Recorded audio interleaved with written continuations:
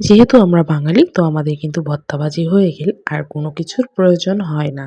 তো আমি আজকে আপনাদের সাথে ভর্তা ভাজির রেসিপিটা শেয়ার করব। হ্যালো, আসসালামু আলাইকুম এভরিওয়ান। সবাই কেমন আছেন? আশা করি সবাই অনেক ভালো আছেন। আমিও কিন্তু অনেক ভালো আছি। তো welcome to my mini blog. শুধু শুকনা ভাজি আর ভর্তা হলে তো হয় না, তার জন্য আমি রান্না করে নিছি পাতলা ডাল।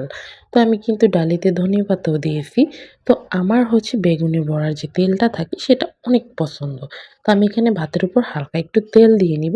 আর আমার আজকের আইটেম ছিল বেগুন বড়া, আলু ভর্তা আর হচ্ছে শুটকি ভর্তা। কি দেখে লোভ লেগে গেছে না? আরো দেখতে থাকেন, আরো লোভ লাগবে। আমি মূলত আজকে এইখানে কোনো রেসিপি দিব না। মানে ভর্তা আর হচ্ছে বেগুন বড়ার, শুটকি ভর্তার এগুলো কোনো রেসিপি আমি দিব না।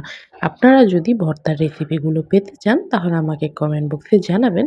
অবশ্যই আমি নেক্সট ভিডিওতে আপনাদের ভর্তা ভাজির রেসিপিটা আমি দিয়ে দিব। যারা আমার আইডিতে নতুন, ফেসবুক থেকে দেখলে অবশ্যই একটা ফলো দিয়ে দিবেন। আর যদি আপনি ইউটিউব থেকে ভিডিওটা দেখে থাকেন তাহলে অবশ্যই একটা সাবস্ক্রাইব করে দিবেন। আলু ভর্তা কিন্তু ডাল ছাড়া একদমই জমে না। তার জন্য আমি এখানে ডাল নিয়ে নিছি।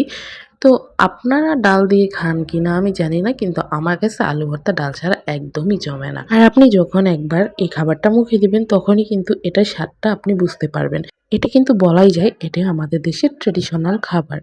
তো আমার কাছে কিন্তু বেগুনের বড়ার থেকে বেগুনের এই শক্ত শুকলাটা অনেক বেশি মজা লাগে। কার কার কাছে ভালো লাগে জানাবেন।